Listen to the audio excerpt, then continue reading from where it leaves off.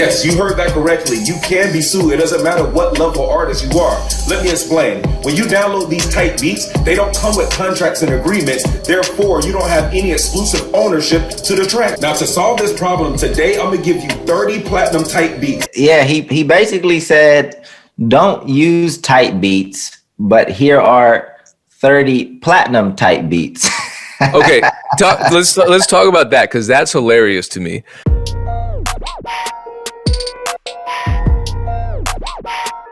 Peace, what's going down? It's the Music Entrepreneur Club podcast, episode 89. I'm pretty sure this is 89. We're almost at that milestone of 90. And as you can tell by his face, Dame is really excited for it. We had a whole long conversation about the 90th episode, what he's going to wear, the song he's going to sing for everybody. But before we get into that, I want to remind everyone, this is powered by BeatStars. beatstars.live. Every Monday and Thursday, we're live for our free music business mentorship program, 3 p.m. Eastern Standard Time. You don't have to be a member. You don't have to sign up for anything. Just join, and it's interactive. And then, Dame, you still have your management roundtable going on, right? This is the second week that you've brought it back? Yeah, we kicked it off last week. So essentially every week we're doing an artist management roundtable discussion. It's really just a big Zoom discussion. So our weekly MEC sessions, those are on the BeatStars Twitch channel every Monday and Thursday at 12 p.m., like Payne said. But at 1:30 p.m. Pacific Standard Time on Mondays, I'm hosting an artist management roundtable discussion. I believe artist management, it's a difficult job. And if you just kind of jump into it, there's not that many tools and resources. So we wanted to start building a community where we can start talking about some of the challenges live. And, you know, there's some experienced managers to jump in. There's some inexperienced ones. And there are people that aren't even managers that join the discussion that I think it's important to have all people in the room as we have these conversations so that we can get on the same page, and there will be less things like what we're talking about today, right? Today, we're going to talk about the Pat versus Chance situation. Unfortunately, obviously there was some turmoil and they're both suing each other. So Chance, the rapper, suing Pat, the manager. And I think Pat filed his lawsuit first, and then Chance filed a lawsuit recently. It's public, it's in the open. You know, I don't want to dive into it for drama purposes, but I want to explore kind of what we can learn from it and give our perspective. So Payne, you had a chance to check out. Did you check out both lawsuits or just one? That's what I was going to ask. I did not check out Pat's lawsuit. I was going to ask you if you had a chance to read it. I've only read the summaries of it in the articles about it, and probably the articles had a hard time reaching Chance, and they didn't really, not Chance, Pat. They probably didn't get much input from Pat, and so how it was framed, I want to take what was written in the media with a grain of salt, but based on what I read, it sounded like the lawsuit against Chance by Pat was a little weird. I don't know if you got that. Yeah. So what I understand happened is I think the agreement was an oral agreement, right? Initially, when Pat started working with Chance, there was an oral agreement that Pat would receive 15% net proceeds from all of the revenue that Chance received. I think that's kind of where the issue stems of why, because Pat is suing for, he believes that he's continued to owe royalties. But a written agreement would have maybe solved some of this, right? Because it would have said kind of more clearly when he should stop receiving royalties. There should be a sunset clause. Obviously, when Pat stops working, you know, the sunset clause would dictate what he receives actually after he stops being Chance's manager. So I think that is one of the key things to highlight of why a written agreement is important, because when things come to an end, what happens? right? Like obviously Pat was Chance's manager for a very long time. He worked on a lot of things for Chance, brokered a lot of deals, been a part of a lot of the music. And that stuff is going to continue to make money even after Pat leaves, right? So the albums that Pat was there for, the deals that Pat was there for, it's going to continue to benefit Chance even when he stops being his manager. So what is Pat entitled to if he worked on that stuff but is no longer his manager? The sunset clause would address that. But we don't have that because it was an oral agreement. And I wonder if because it was an oral agreement, we don't know what happened that led up to Chance firing him. He was fired, right? He didn't just leave on his own accord. Yeah, so it seemed to be around his last project, right? There was a project, I think it was called The Big Day. And I think Pat alleges that Chance essentially announced that album unbeknownst to Pat.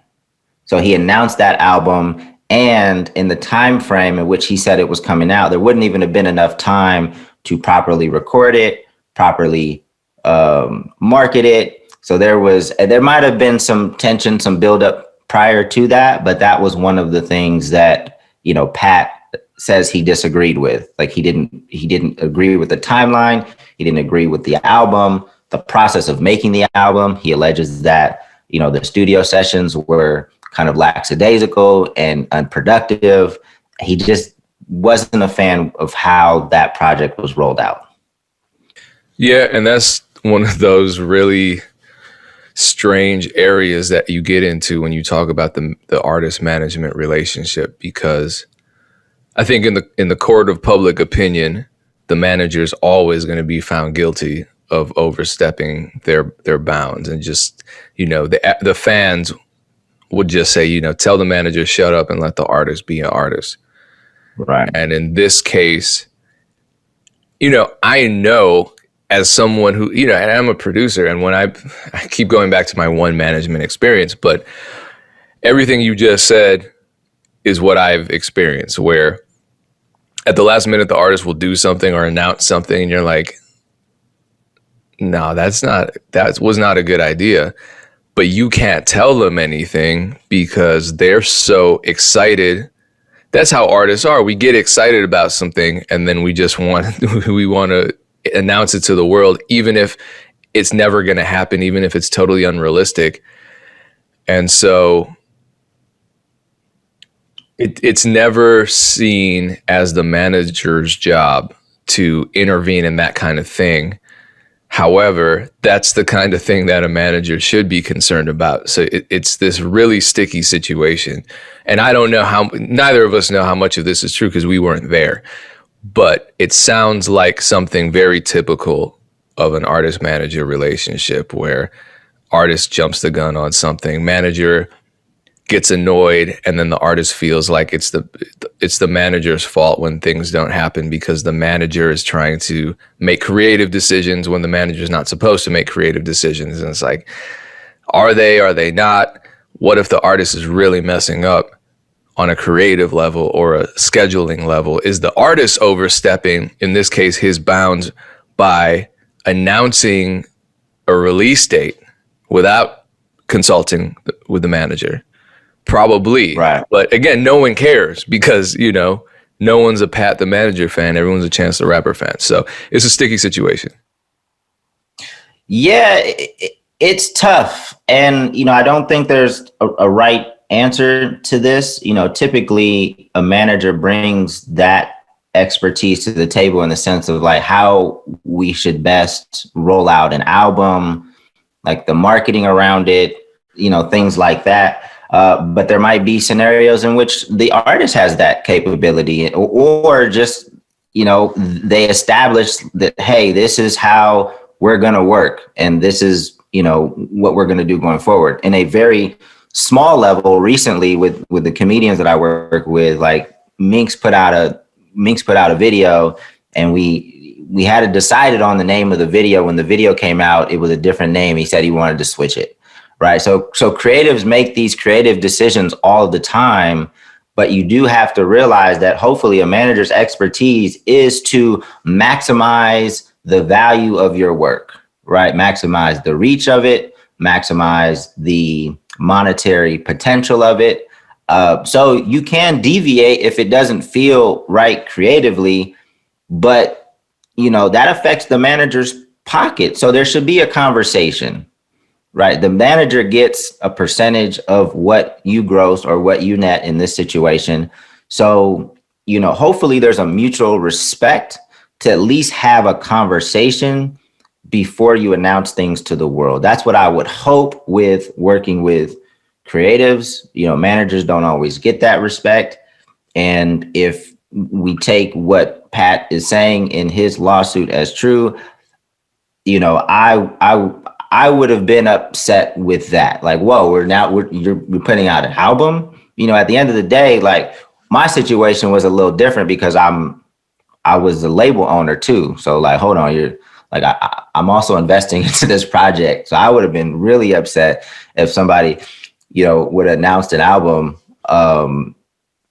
without me knowing. And because it then conflicts with other, like, you don't know, and this is my situation again, like if somebody would announce the album, like, well, what if other people on the label had albums coming out at the same time? Or what if people were touring? Or what if like we had so many other things going on that it would impact our ability or spread our resources thin now that you said, you're putting out this album. Luckily, we never had that issue. I always wanted the guys to make music as often as possible.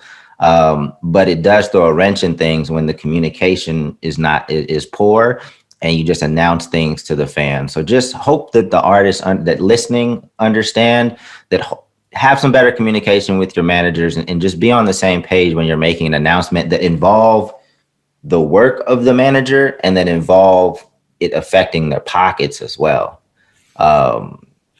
That's just what I would encourage. And again, we're not having this conversation to say, hey, Chance is right or Pat is right in this whole situation. At the end of the day, like, I don't know if what's written in Chance's lawsuit is fact or what's written in Pat's lawsuit is fact. We're just trying to pull out things that hopefully can, decrease the chances of these things happening with the people that listen to our podcast. Yeah, well, it's ugly, and I don't really believe. I've had my issues with articles, especially with regards to the Old Town Road article in Rolling Stone, implying that there was a lawsuit when there wasn't a lawsuit, or all the XXL and World Star coverage of the Ace Hood plaque situation, which was full of bad information and pretty much just blatant falsehoods.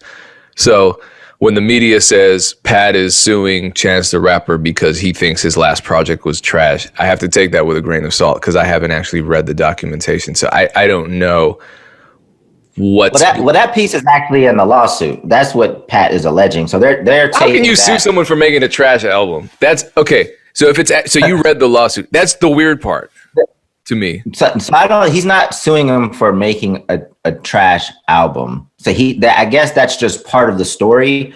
I wish that my situation came out like this. I would have loved for court documents to be available to see kind of the details of who was alleging what. You got screwed. Yeah, Hopsin's document would have something about a shake weight in it, and I would have loved that.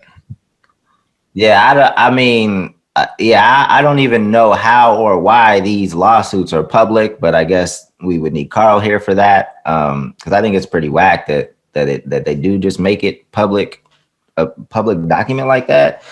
So Pat is essentially saying that he still received royalties because, even if he stopped working on Chance and stuff, like a manager's royalties don't stop just because you stop working.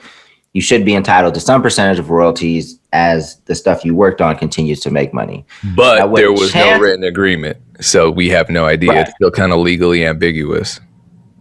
Right. So I don't know how, what I guess we'll see if this goes to trial, like how, what a judge says about that. A manager's job is pretty much in jeopardy at any point. Really, the only thing that does save you is a sunset clause. And from what I understand, There's a lot of managers that don't like the sunset clause is great on paper, but very often managers just get cut off. That's what I've heard from managers and the value of a sunset clause. Yeah, it's in there, but typically the money doesn't continue to flow. And if it does, it's not as much as what the sunset clause says. And then it could be, depending on how much money's involved, it could be a whole other battle to, get the money that's owed to you. And if you're at this level where it's Pat versus Chance the Rapper, it's probably worthwhile to file the lawsuit. But when it's, DJ Payne 1 and Shaw, and we're talking about thousands of dollars, not millions, I'm not suing anybody. Right. So what I think chat. Yeah, no, I'm doing the same thing. Yeah. The combination of Chance and chat. So what I think Chance is alleging is that, Pat essentially was brokering deals and trying to throw his own company in the mix so that his own company benefits, and was kind of using that as a bargaining chip. Like there would be a deal on the table. I think one that was talked about was the United Masters. There was a deal that I'm getting all caught up today. Steve Stout wanted to do with Chance with United Masters, essentially making him the face of United Masters. And you would have loved that, damn. and Pat stepped in and said, I forget exactly what it was, but you can't do this without giving me X, whatever it was. Like, we can do this, but my company has to benefit. So he kept doing that. And Chance is saying that what probably the situation is like you filed this countersuit because, look, I'm not giving you any more royalties because you were doing this. You were putting your business entity, yourself, in the middle of all these deals, and it was messing up my money. Like that I think ultimately is what's going on here. Pat wants more money, and Chance is like, no, because you did this, I'm not giving you any more money. Matter of fact, I'm suing you. This is what I wonder, though, and this is total speculation. I have no idea. Because if Pat is getting 15% net, right, and Chance gets $1 million from United Masters, then Pat's getting 15% of that. But was Pat disgruntled because he wasn't getting his 15%? Was there something else going on that led him to start inserting his other business interests into the mix just to ensure, because when you feel like you're not getting what you're owed, then you might start holding stuff for ransom. I don't know if that's the case, because the alternative would be that Pat's just a jerk, and I can't say either way. Right. Yeah, I'm not sure, but I did want to talk about, because I encourage managers to diversify their businesses, get into other things, but where do you draw the line of what is your responsibility as a manager, and how do you start setting up your own things that are truly separate, right? So there was a situation early in Funk Volume, when we started having some success. I established a partnership with a multi-channel network called Omnia Media. Now, they wanted to work with me. It had nothing to do with Hopsin. Our Funk Volume channel, our YouTube channel, became part of the network, but even that wasn't part of the deal, right? They wanted to work with me because of the relationships with other artists I was establishing through our contest and things like that. And so so it wasn't something Hopsin was a part of, but for a second in the lawsuit, it was thrown out that, Hop should have been a part of that, even though he had nothing to do with it. So it gets really sticky when managers start doing their own thing, because unless you got a big artist, managers, if you want to have a certain level of comfortability in life and make a certain amount of money, you probably have to do other things, manage other artists, start other businesses, things like that.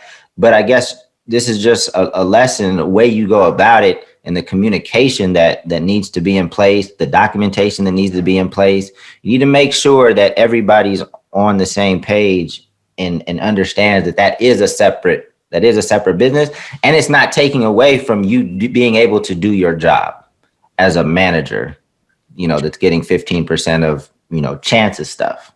My gut feeling here is that things have been unraveling between Pat and Chance for some years. Because, yeah. And I don't think we're speculating too much by saying that. I feel pretty confident saying that, especially just reading all of the items on these court documents. Because based on what I read, Pat allegedly kept Chance's domain name and his fan email data. He also, in addition to the United Masters deal, he intervened in a Live Nation deal to pressure them to purchase wine from his company. I guess he has a wine company. Something about vinyl production, which sounded, I know he responded to that. It was something about, they didn't agree with how the vinyl production would work. And apparently it resulted in the vinyl just never getting pressed. And so they had to refund like $1 million worth of pre-orders to the fans. So that's why Chance is asking for $3 million. Damn, I mean, Pat has $3 million. I don't know. If I had $3 million, I might just walk away from the situation or try to settle or something, but I don't know. $3 million is a lot of money. I've never seen $3 million. Yeah, no. It gets tough, and you're right. I think this is stuff that I think the tension just kind of builds over the years. But with the things that Chad had, now I combined Pat and Chance and said Pants. The thing that they're talking about, all this stuff will be resolved. Like this is stuff that you can prove to be true or not to be true, right? Like Steve Stout is still alive. I don't know if he gets called to test. I don't know how deep this gets.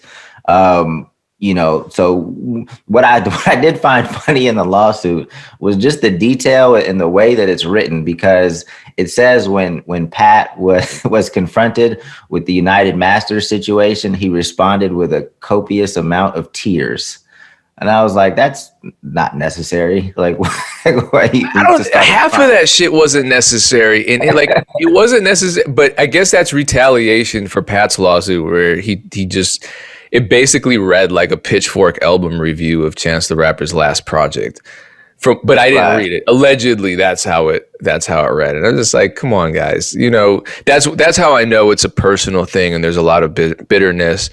And there was probably a friendship element that went sour in all of this, which is how it happens. You personalize this stuff, and it's hard not to. I understand. The problem is it's all public, and it's also in court documents. And so we're reading these court documents, and they just feel like Instagram posts. You know what I mean? We're like, wow, this went into it. Whose idea was it to put this in a court document? Yeah, no, it is. I was reading it. I was just like, some of this stuff is just not. It's kind of petty. It's not necessary. But when you start to like talk during volume, Hop wanted to start a separate clothing line called Undercover Prodigy, which is now the name of his label. And we had a dust up in that situation because he wanted to completely cut me out of that, right? He wanted to start. So when you start these businesses with people that, if you start your own business and you have people that you're already in business with, and it's essentially like a competing business, like it can get weird, right? Because it's like, okay, you want to start a label. He didn't want to start a label. So initially it was just a clothing line. So you want to start a clothing line, but you don't want me to be a part of it. But now this clothing line is going to compete with our clothing line, which is the Funk Volume stuff. When you go on tour, I would imagine the Undercover Prodigy stuff is going to be right next to the Funk Volume stuff. And now we're competing. But now that the data that I've helped collect, you want access to that data to sell a competing product. And it's like, it can get really messy, right? And that's why the communication is so on point. It needs to be so on point. And it needs to be early, when you have these ideas and thoughts, so it can be worked out. And I think you're right. I think this is like a buildup over the years. Because it seems like Pat just kind of checked out and wasn't involved for a while. So at the end of the day, I think the things that we can learn from this is keep things on paper. The agreement has to be on paper. It has to outline exactly what expectations should be, roles and responsibilities. Should we ever part ways? What should happen? And not to say that would have solved all these problems, because it won't, and it doesn't. With other people that have contracts in place, it doesn't solve all the problems, but that definitely is one thing that could help aid in the situation. Go ahead. I wanted. If you're ready to switch gears, I want to share something with you. Okay, and and then just the other thing is just communication, man. Communication in how you guys are moving. The projects you're working on.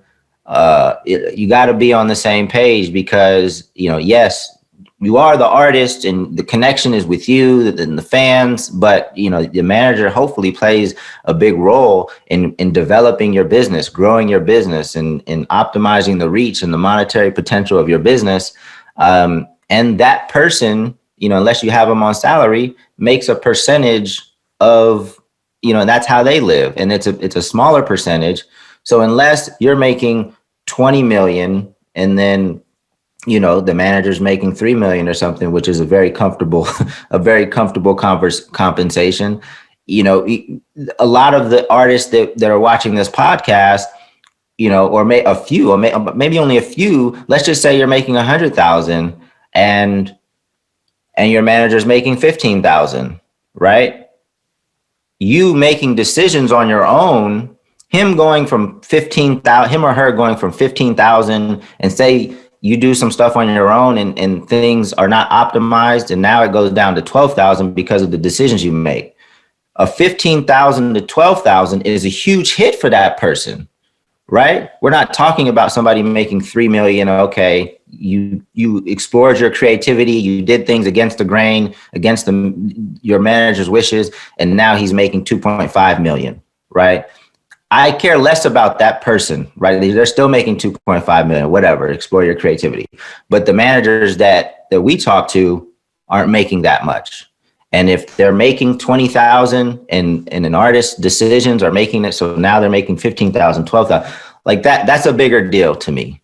And that's, hopefully that's why I really want to have this conversation and, just point out why it's important to have things in paper and to make sure the communication is on point. It's sad to see. I wish people would also just kind of learn how to conduct themselves in different ways. Because, when it gets to this point where these contentions are building, on paper or not, a lot of the logic just gets thrown out the window and it's all emotional.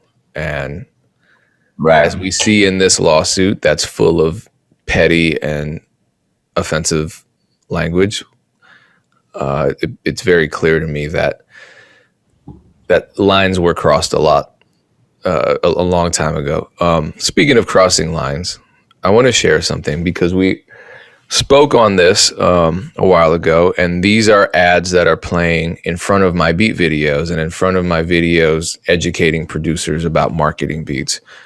And it's frustrating to me because, well, you'll see.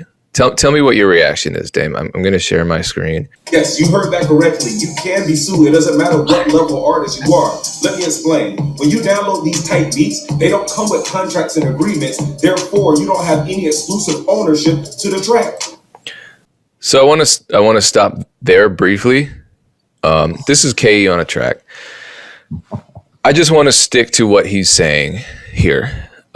So he started out by saying, yes, you can be sued for using type beats, because when you download a type beat, it doesn't come with, number one, paperwork, and number two, exclusive ownership. Now, of course, it doesn't come with exclusive ownership unless you're purchasing exclusive ownership. So already that's deceptive. That's a manipulative thing for him to say, because he's insinuating that no matter what the scenario is, you're never going to have exclusive ownership of a type beat, which is false. A lot of people buy exclusive beats all day. The other thing that he said, and Dame, does this strike you as incredibly false when he said when you download a type beat, it doesn't come with paperwork? I guess it depends on where you download it, right? Well, where are most people getting their beats?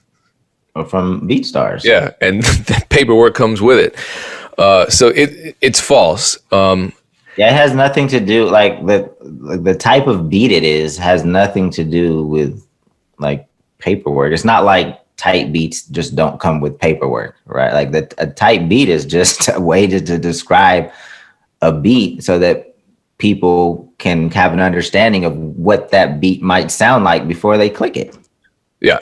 Okay, so let's continue. So I know what he's trying to do here. He's trying to say that if you get the type beat, there's not going to be paperwork with it, which is true if you steal it, if you rip it off of YouTube. But if you rip a Drake song off of YouTube, it doesn't come with paperwork either. So he's just trying to sow doubt in the minds of whoever's listening to my beat.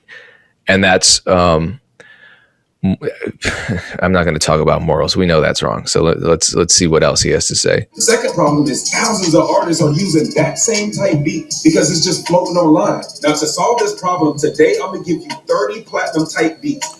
Let me stop there. So did you hear him say that if you use type beats, you'll be sued, and then turn around and say, I'm going to solve the problem by giving you type beats? So he's literally walking up to you and saying, don't take vitamins. Vitamins don't work. Here's the solution. Buy my vitamins.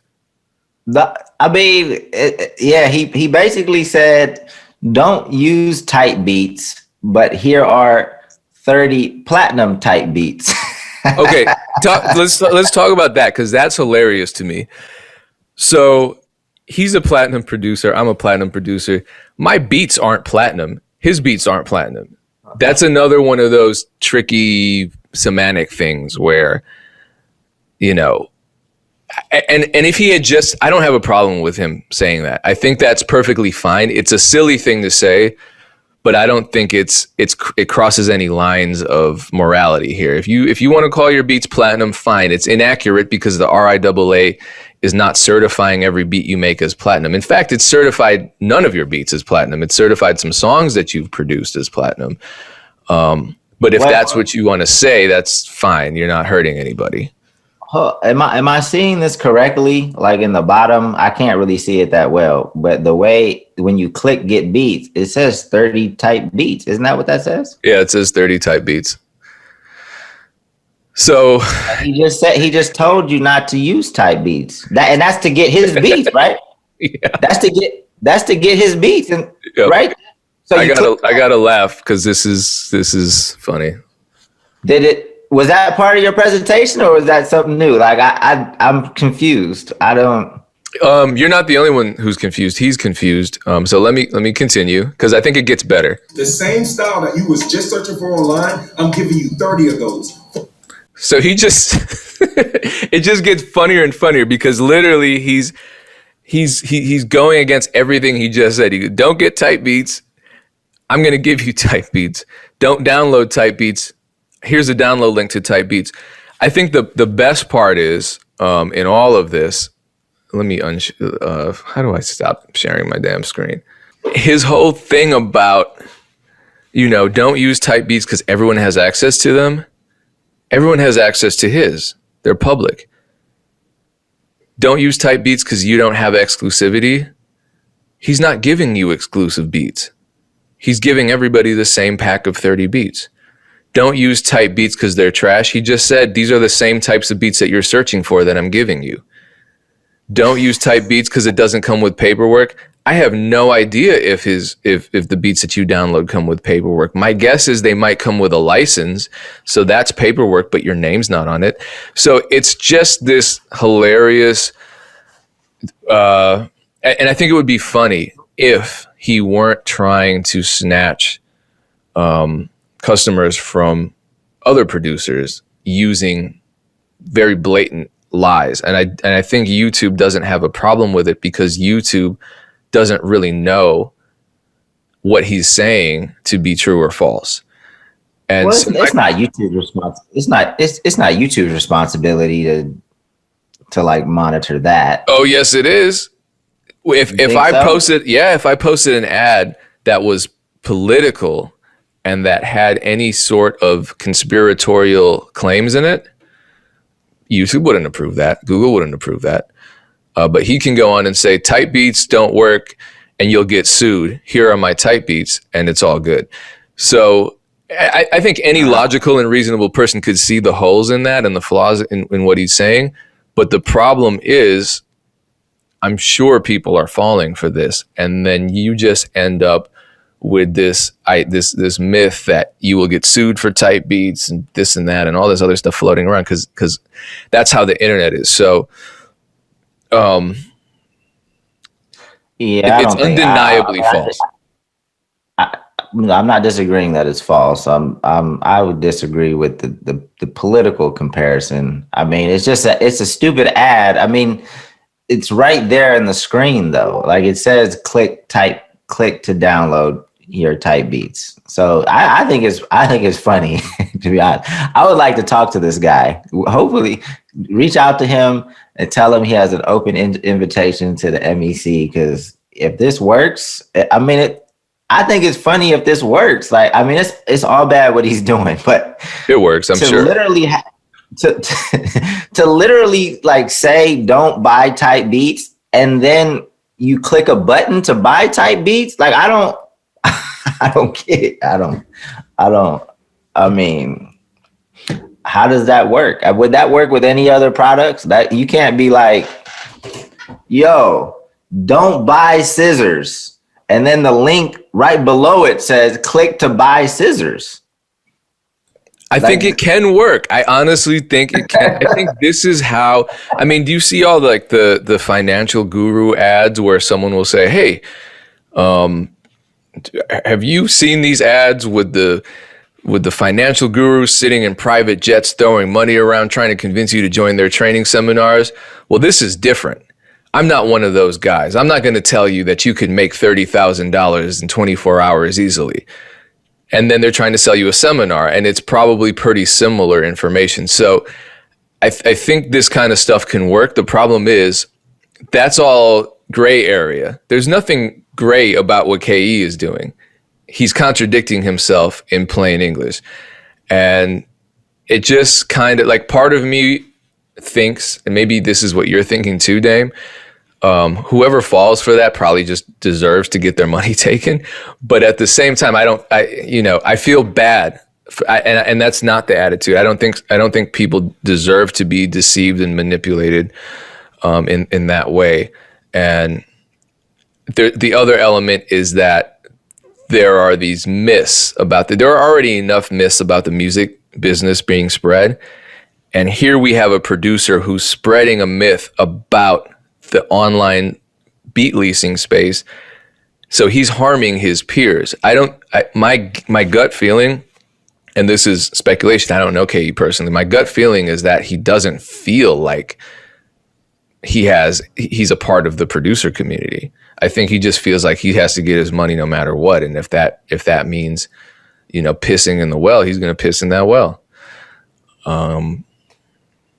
I can't live like that. I can't operate like that.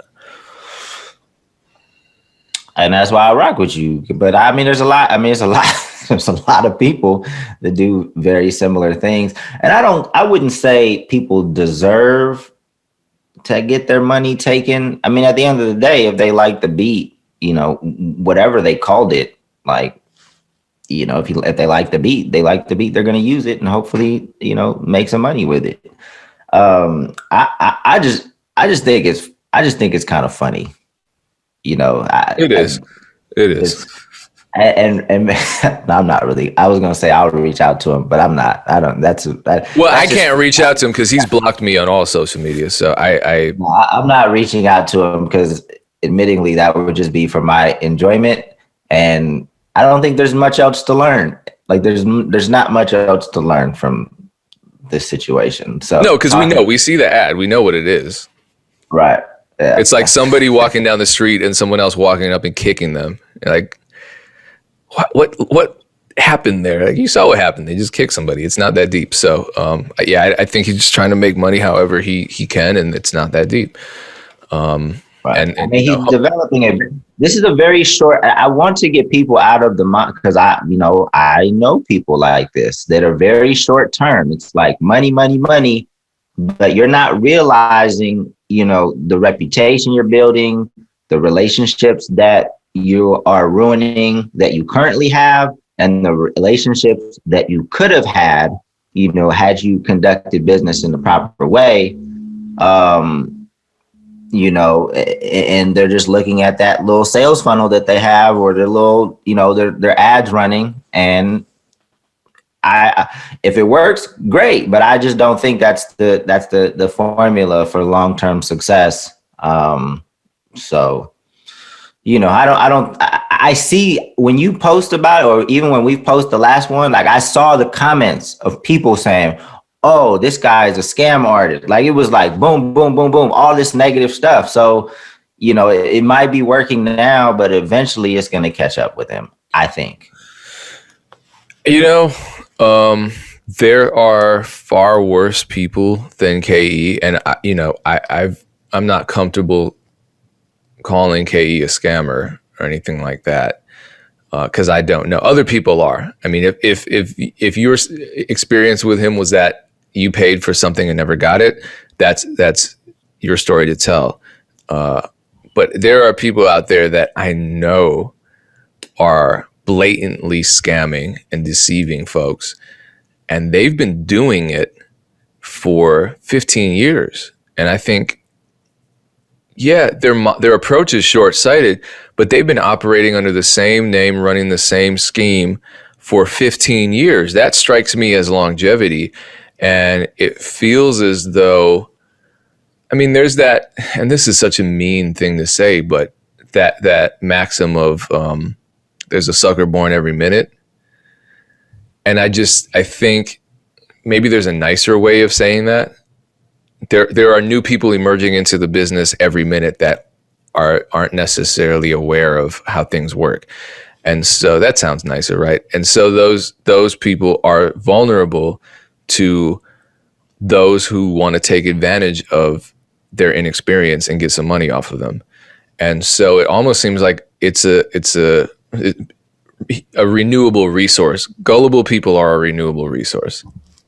Yeah. So I've seen this on like the promoter level, right? There's grimy promoters that continue to take advantage of people. And they do it over a long period of time because there's always new artists coming up that want to perform, right? But they will never become Live Nation. They will never get past a certain point.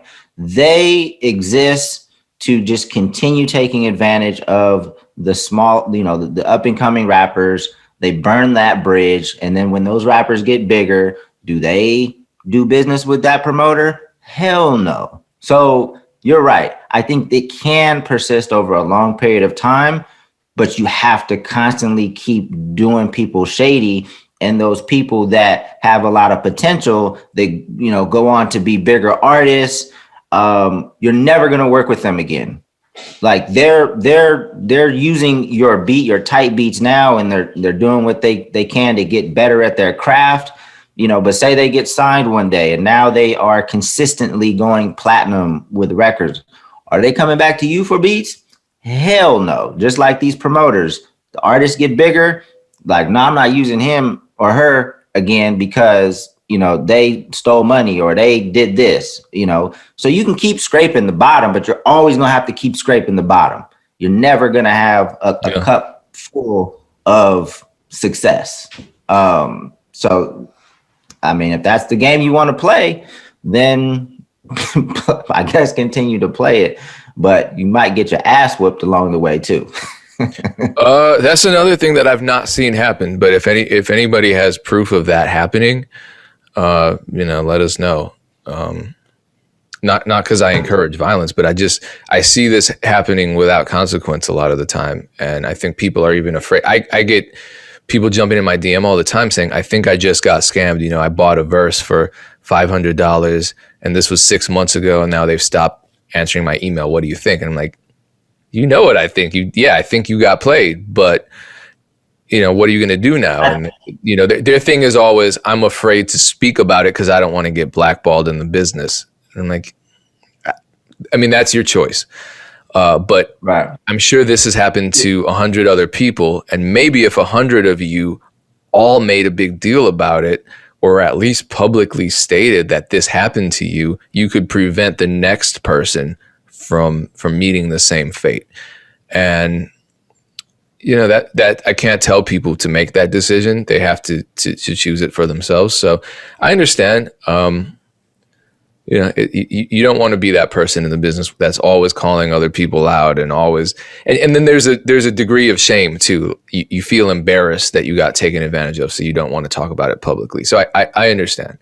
I do. It's again, it's like the Chance the Rapper lawsuit. It's a tricky situation. Yeah, I mean, I think if you're doing stuff online like K.E., you know, you probably can avoid physical consequences. But these promoters, you know, it's because they're there at the shows, and when things go left, you know, people want their money, and it definitely increases the chances of. Yeah, I've been in those situations. I just. Like, why do you want to live like that, though? You know, just not being a positive contributor to, you know, the community. I mean, some people sell drugs to their nieces and nephews. Yeah, well, it's all bad. Anyway, we can wrap this up. Feel free to close this out, Payne. All right, cool. Well, once again, this is the Music Entrepreneur Club podcast. We're live every Monday and every Thursday at 3 p.m. Eastern Standard Time for our free music business mentorship program on beatstars.live. And if you want to get alerted every time we go live, because you have a busy life and you can't remember that, you can text MEC to the number that Dame has memorized. The number is 844-206-7800. We make this super easy, super convenient. We broadcast on all the BeatStars platforms, on the MEC Facebook page. So to get a text MEC to 844-206-7800, and you'll get a reminder before we go live. Cool. Once again, appreciate you for tuning in. We'll catch you next time. Peace. Peace.